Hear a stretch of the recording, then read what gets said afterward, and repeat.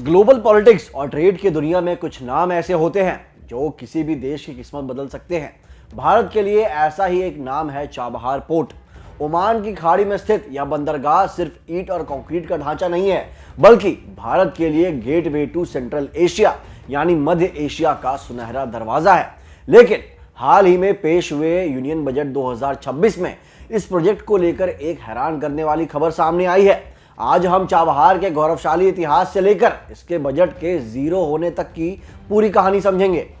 सबसे पहले बात इसकी लोकेशन की। चाबहार बंदरगाह ईरान के सिस्तान बलूचिस्तान प्रांत में मकरान तट पर स्थित है। यह ईरान का इकलौता ऐसा बंदरगाह है जिसकी पहुंच सीधे खुले महासागर तक है। अगर इसके इतिहास पर नजर डालें तो भारत और ईरान के बीच इस प्रोजेक्ट की नींव साल 2003 में तत्कालीन प्रधानमंत्री अटल बिहारी वाजपेयी के समय में रखी गई थी। हालांकि ग्लोबल सैंक्शंस और कूटनीतिक उतार चढ़ाव की वजह से इसमें देरी हुई, लेकिन साल 2026 में भारत, ईरान और अफगानिस्तान के बीच एक ऐतिहासिक त्रिपक्षीय समझौता यानी ट्राइलैटरल अग्रीमेंट ने इसे नई उड़ान दी। अब यहाँ सबसे बड़ा और अहम सवाल यह खड़ा होता है कि आखिर भारत के लिए चाबहार पोर्ट की अहमियत इतनी ज्यादा क्यों है। दरअसल इसके पीछे तीन बहुत ही ठोस और रणनीतिक कारण छिपे हैं। सबसे पहला और सबसे महत्वपूर्ण फैक्टर है कनेक्टिविटी।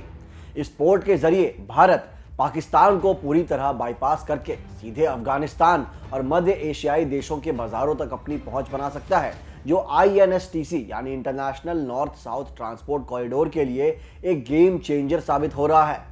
दूसरा बड़ा कारण है इसका स्ट्रेटेजिक काउंटर वेट होना।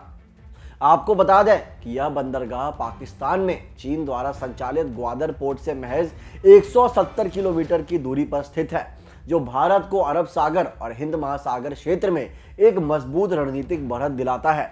और आखिर में बात आती है ट्रेड एफिशिएंसी की। आंकड़ों की माने तो इस रूट के इस्तेमाल से माल भेजने के समय में लगभग 40% और कुल लागत में 30% तक की भारी बचत होती है, जो भारत के ग्लोबल ट्रेड के लिए किसी वरदान से कम नहीं है। लेकिन अब आते हैं आज की सबसे बड़ी खबर पर।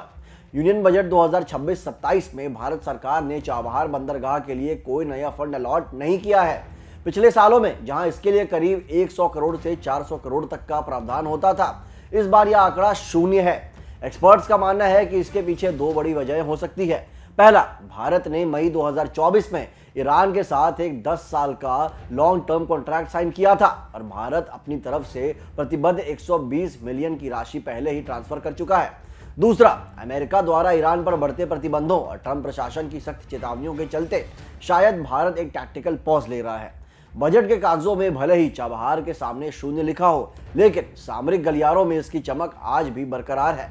क्या भारत अपने इस ग्लोबल गेट को अंतर्राष्ट्रीय दबाव के बावजूद खुला रख पाएगा? यह देखना बहुत ही दिलचस्प होगा। दोस्तों, आज के लिए बस इतना ही। देश और दुनिया की तमाम खबरों के लिए देखते रहिए जागरण जोश।